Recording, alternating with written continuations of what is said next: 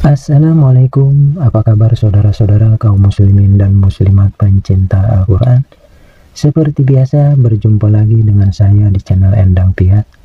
Pada kesempatan kali ini, saya akan melanjutkan lagi panduan untuk memandu atau membimbing saudara-saudara kaum muslimin dan muslimat yang cinta Al-Quran, yang belum mengerti dan yang belum memahami tentang posisi-posisi atau keberadaan tajwid yang ada di dalam Al-Quran. Tonton terus videonya sampai selesai, agar supaya saudara-saudara dapat memahami dan mengerti penjelasan-penjelasan mengenai posisi-posisi dan keberadaan tajwid yang ada di dalam Al-Quran, surat Al-Ahzab, ayat yang ke-13 ini. Dan jika saudara-saudara suka dengan video ini, maka jangan lupa untuk di-subscribe, agar supaya saudara-saudara tetap mendapatkan pengetahuan tajwid berikutnya.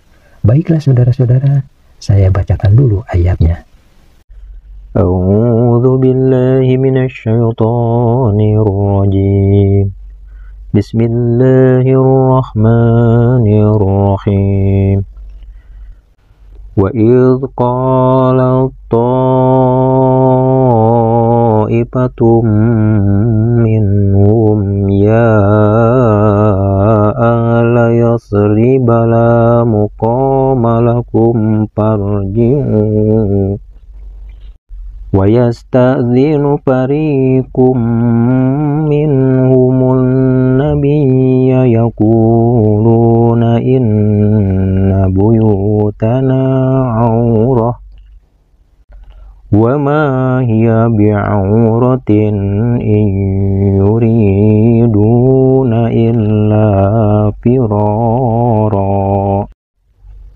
Di dalam surat Al-Ahzab ayat yang ke-13 ini ada huruf qaf yang berbaris fathah menghadapi huruf alif mati. Ini dinamakan mad tabi'i yang harus dibaca panjang, 2 harkat. Dan selanjutnya ada huruf tak sukun menghadapi huruf to. Ini dinamakan idgham mutajanisen. Dan selanjutnya masih pada huruf to yang berbaris fathah menghadapi huruf alif mati.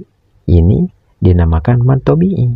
Namun mad tabi'i ini menghadapi huruf hamzah masih dalam satu kalimat dan ditandai dengan alis yang tebal. Maka kedudukan mad tabi'i ini berubah menjadi mad wajib muttasil yang harus dibaca panjang sekitar 6 harkat.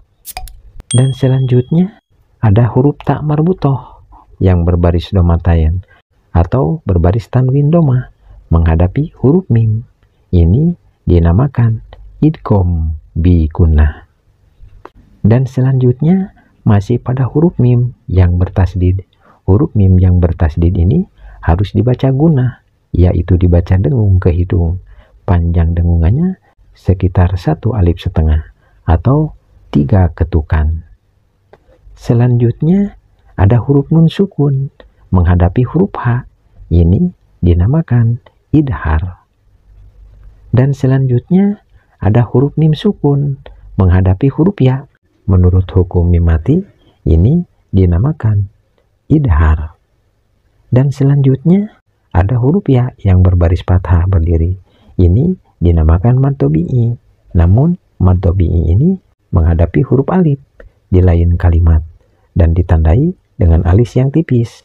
Maka kedudukan mad tabi'i ini berubah menjadi mad jaiz munfasil yang harus dibaca panjang sekitar 6 harkat. Dan selanjutnya ada huruf ro yang berbaris kasroh. Huruf ro yang berbaris kasroh ini harus dibaca tarkik, yaitu dibaca tipis, karena huruf ro ini berbaris kasroh. Dan selanjutnya ada huruf lam yang berbaris fathah menghadapi huruf alif mati. Ini dinamakan mad tabi'i yang harus dibaca panjang, 2 harkat. Dan selanjutnya ada huruf qaf yang berbaris fathah menghadapi huruf alif mati. Ini dinamakan mad tabi'i yang harus dibaca panjang, 2 harkat. Dan selanjutnya ada huruf mim sukun menghadapi huruf fa. Menurut hukum mim mati, ini dinamakan idhar syafawi. Dan selanjutnya ada huruf ro sukun. Huruf ro sukun ini harus dibaca tafhim karena huruf ro sukun ini didahului oleh huruf yang berbaris fathah. Dan selanjutnya ada huruf ain yang berbaris doma menghadapi huruf wawu sukun. Ini dinamakan mad tabi'i yang harus dibaca panjang 2 harkat bila mana disambungkan membacanya. Namun bila mana dihentikan membacanya, maka cukup dibaca panjang 1 harkat atau 1 ketukan saja. Dan selanjutnya ada tanda wakof. Tanda wakof ini dinamakan wakof jaiz. Artinya boleh disambungkan membacanya atau boleh dihentikan membacanya. Dan selanjutnya ada huruf ro yang berbaris kasroh. Huruf ro yang berbaris kasroh ini harus dibaca tarkik, yaitu dibaca tipis, karena huruf ro ini berbaris kasroh. Dan selanjutnya masih pada huruf ro yang berbaris kasroh menghadapi huruf ya sukun. Ini dinamakan mad tabi'i yang harus dibaca panjang 2 harkat. Dan selanjutnya ada huruf kof yang berbaris domatayan atau berbaris tanwin doma menghadapi huruf mim. Ini dinamakan idgham bi gunnah. Dan selanjutnya masih pada huruf mim yang bertasdid. Huruf mim yang bertasdid ini harus dibaca gunnah, yaitu dibaca dengung ke hidung. Panjang dengungannya sekitar 1 alif setengah atau 3 ketukan. Selanjutnya ada huruf nun sukun menghadapi huruf H. Ini dinamakan idhar. Dan selanjutnya ada huruf alif, ada huruf lam menghadapi huruf nun yang bertasdid. Ini dinamakan alif lam samsiah. Dan selanjutnya ada huruf kof yang berbaris doma menghadapi huruf wawu sukun. Ini dinamakan mad tabi'i yang harus dibaca panjang 2 harkat. Dan selanjutnya ada huruf lam yang berbaris doma menghadapi huruf wawu sukun.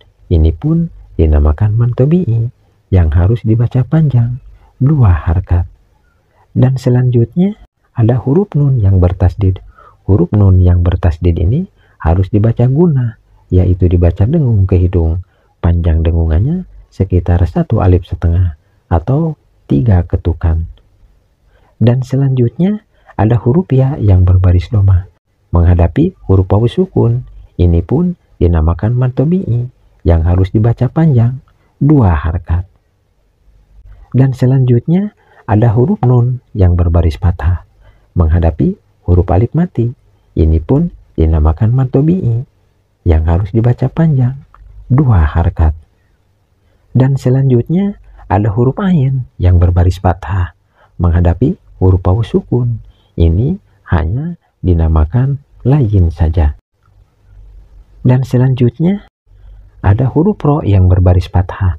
Huruf ro yang berbaris fathah ini harus dibaca tafhim, yaitu dibaca tebal, karena huruf ro ini berbaris fathah. Dan selanjutnya ada huruf ta marbutoh yang berbaris domatayan atau berbaris tanwin doma menghadapi huruf wawu. Ini dinamakan idgham bi gunnah bila mana disambungkan membacanya. Namun bila mana dihentikan membacanya, maka huruf ta marbutoh yang ada pada kalimat auratun tidak boleh dibaca auratun, tapi harus dibaca auroh. Dan selanjutnya ada tanda wakof. Tanda wakof ini dinamakan wakof aula, artinya lebih utama bila dihentikan membacanya. Dan selanjutnya ada huruf mim yang berbaris fathah menghadapi huruf alif mati.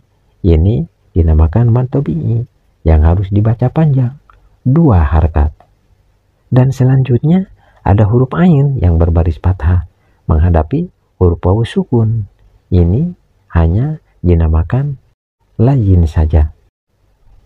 Dan selanjutnya ada huruf ro yang berbaris fathah. Huruf ro yang berbaris fathah ini harus dibaca tafhim, yaitu dibaca tebal, karena huruf ro ini berbaris fathah.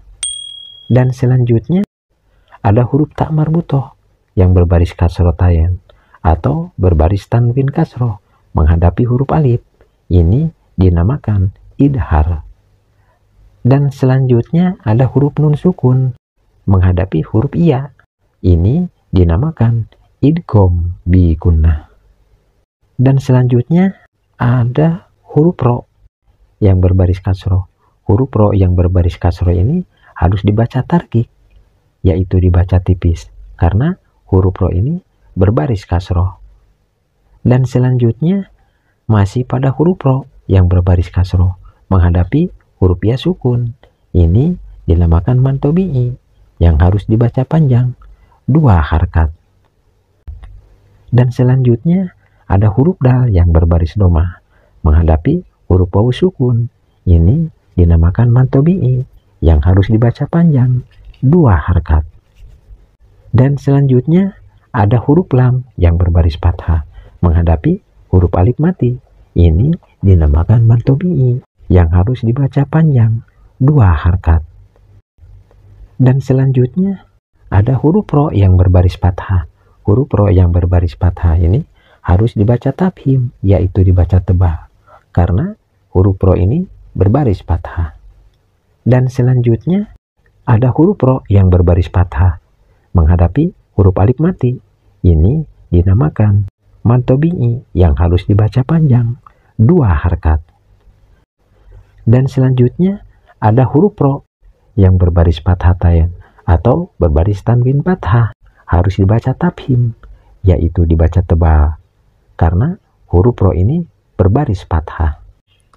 Dan selanjutnya masih pada huruf ro yang berbaris fathah tayen atau berbaris tanwin fathah dan dihentikan membacanya, maka ini dinamakan mad iwad yang harus dibaca panjang, 2 harkat.